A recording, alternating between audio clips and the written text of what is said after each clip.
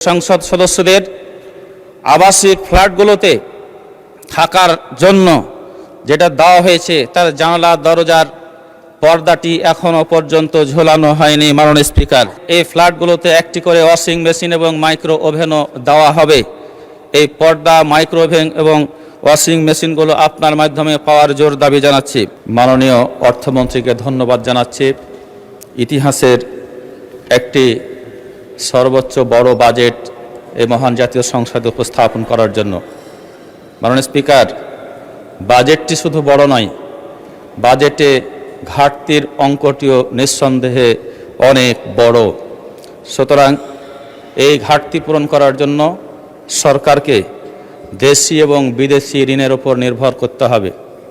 সরকার যদি বিদেশি আন্তর্জাতিক দাতা সংস্থাগুলোর কাছ থেকে ঋণ নিতে পারে, এটা কিছুটা ভালো, ইন্টারেস্টের হার কম, ঋণ পরিশোধে সময় পায় বেশি, এদিক দিয়ে এটি ভালো।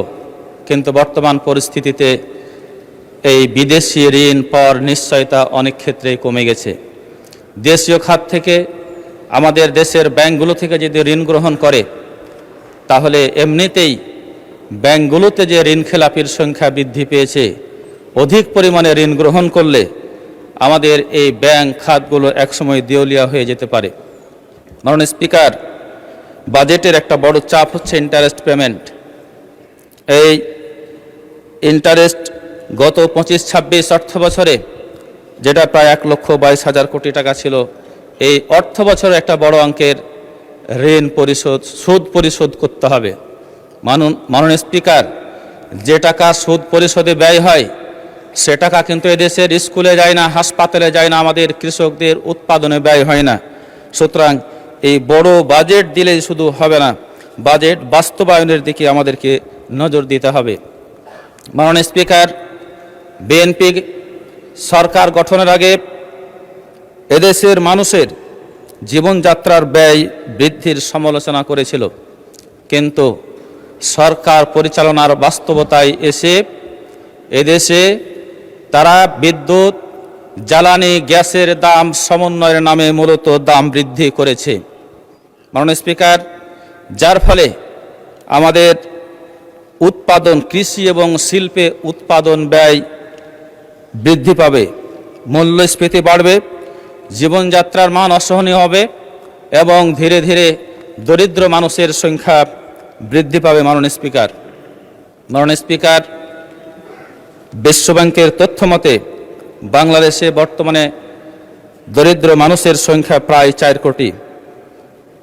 মাননীয় অর্থমন্ত্রী তার বাজেটে এই দরিদ্র মানুষদের কথা চিন্তা করে বিভিন্ন ধরনের ভাতা এবং কার্ডের কথা উল্লেখ করেছেন।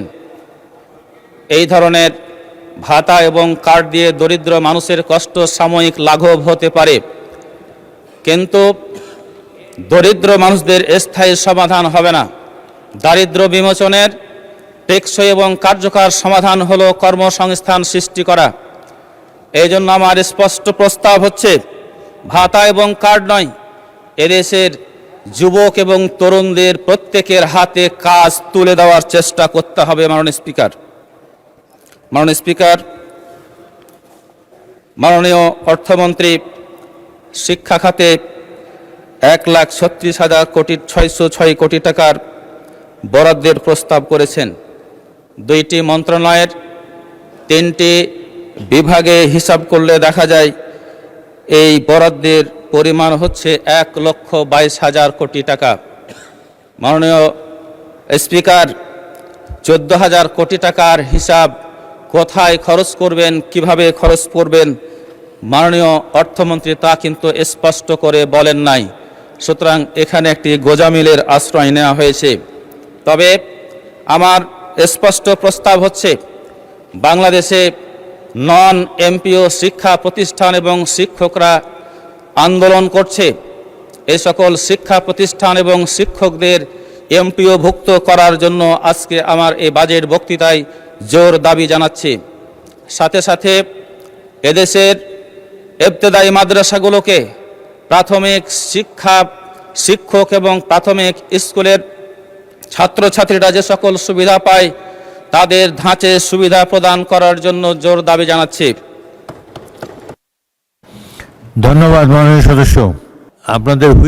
আপনার হুইপ তো টাইম দিচ্ছে না, আপনার হুইপ 1 মিনিট দিয়েছে, 1 মিনিটে প্লিজ কনক্লুড করুন। মাননীয় স্পিকার, আপনাকে অসংখ্য ধন্যবাদ। আমরা বাজেটের ওপর কথা বলছি।